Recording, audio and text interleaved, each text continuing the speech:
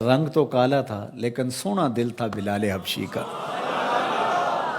ابو لہب کا چہرہ تو چمکتا تھا، اسی لیے اس کو ابو لہب کہا گیا، انگارے کی طرح چمکتا ہوا چہرہ، لیکن اس کا دل کالا تھا۔ تو وہاں چہرے نہیں دیکھے جاتے، وہاں دل دیکھے جاتے ہیں۔ الا من اتى اللہ بقلب سلیم، وہاں دیکھا جاتا ہے قلب سلیم کے ساتھ کون آیا۔ دل کی ستھرائی، دل کی عفت، دل کی پاکیزگی۔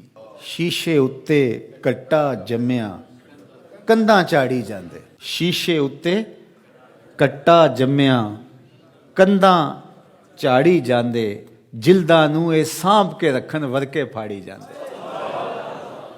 جلداں نوں اے سانپ کے رکھ دے ورکے پھاڑی جاندے۔ تو اصل تو یہ صاف ہونا چاہیے، یہ ستھرا ہونا چاہیے۔ میرے اور آپ کے آقا و مولا حضور ختم المرتبت صلی اللہ علیہ وآلہ وسلم، ہمارے ماں باپ ان پہ قربان، کثرت کے ساتھ ایک دعا مانگتے تھے، یا مقلب القلوب ثبت قلبی علی دینک، اے دلوں کو پھیرنے والے میرے دل کو اپنے دین پہ ثابت رکھنا۔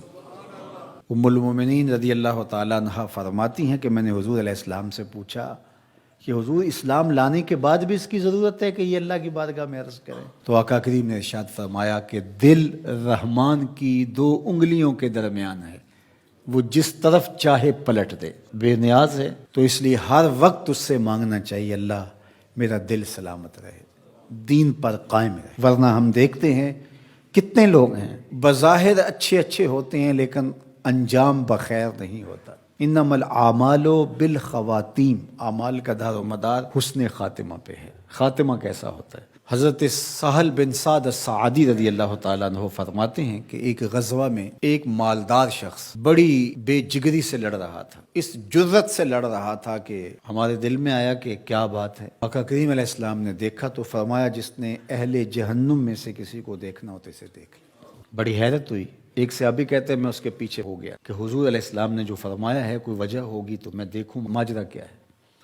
تو کہتے ہیں جب وہ لڑتے لڑتے زخمی ہو گیا تو اس نے اپنی ہی تلوار کو اپنے سینے میں یوں رکھ کر کے اپنا وزن اس اوپر ڈال دیا اور دو کندھوں کے درمیان سے تلوار ادھر نکل گئی اور یوں خودکشی کر لی۔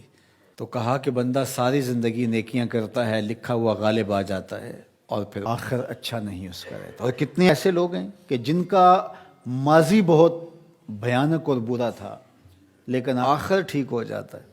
تو اس لیے ہمیشہ اللہ سے انجام بخیر کی دعا مانگو۔ یا مقلب القلوب ثبت قلبی علی دینک، اے دلوں کو پھیرنے والے ہمارے دلوں کو دین پہ ثابت رکھنا، کہیں ایسا نہ ہو کہ ہمارا انجام ٹھیک نہ ہو۔ انجام ہمارا ٹھیک ہونا چاہیے۔ حضرت ابی ملیکہ رضی اللہ تعالی عنہ فرماتے ہیں میں 30 اصحاب رسول سے ملاقات کی ہے، میں نے سب کو فکر مند پایا ہے انجام ٹھیک ہو جائے۔ جنہوں نے اپنی آنکھوں سے حضور کو دیکھا وہ بھی ڈر رہے ہمارا انجام ٹھیک ہو جائے۔ رنگا رنگ سہیلیاں پرن کڑے، پر پریا اس دا جانیے جس دا توڑ چڑھے۔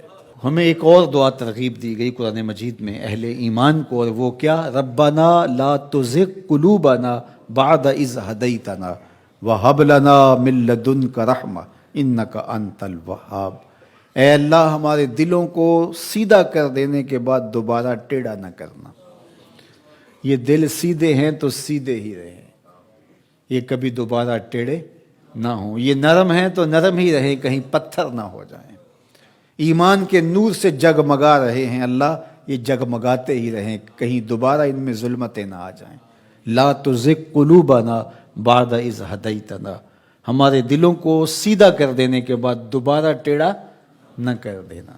وہب لنا من لدنک رحمہ، اور ہمیں اپنی جناب سے رحمتیں عطا کر دے۔ انک انت الوہاب، تو وہاب ہے، اپنے کرم سے اپنے فضل سے ہمیں مالا مال فرما دے۔ تو میری دعا ہے اپنے لیے سب سے پہلے اور آپ سب کے لیے اور اپنے جملہ دوستوں کے لیے، پیر بھائیوں کے لیے، سب ملنے والوں کے لیے کہ اے اللہ ہم سب کو ہمیشہ ثابت قدم دین پہ رکھنا، آخری ہچکی تیرے نام پہ آئے، تیرے محبوب کی غلامی میں آئے، ہم سب کا خاتمہ ایمان پہ، ایک ایک کر کے دوست